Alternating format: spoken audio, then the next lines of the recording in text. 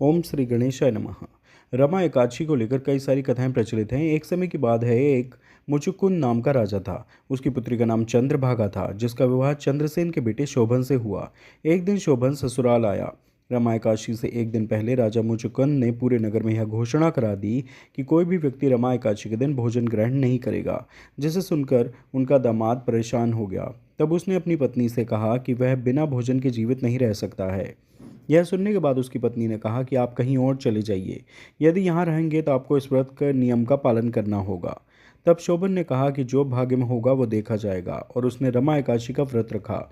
लेकिन उसे बहुत तेज भूख लग गई, जिससे वह व्याकुल हो उठा।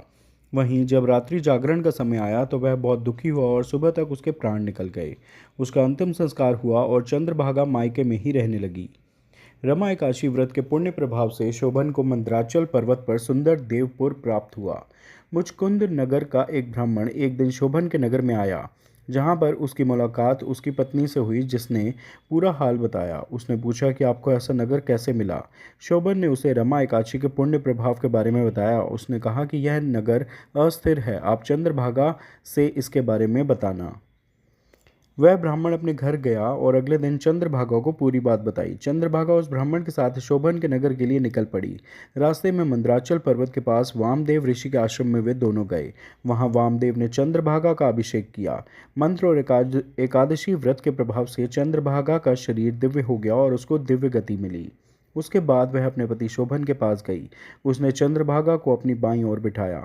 उसने अपने पति को एकादशी व्रत का पुण्य प्रदान किया, जिससे उसका नगर स्थिर हो गया। उसने बताया कि व्रत के पुण्य प्रभाव से यह नगर प्रलय के अंत तक स्थिर रहेगा। उसके बाद दोनों सुखपूर्वक उस नगर में रहने लगे। आप सभी को रमा एकादशी की हार्दिक शुभकामनाएं। कृपया इस वीडियो को लाइक व शेयर करें, चैनल सब्सक्राइब करें।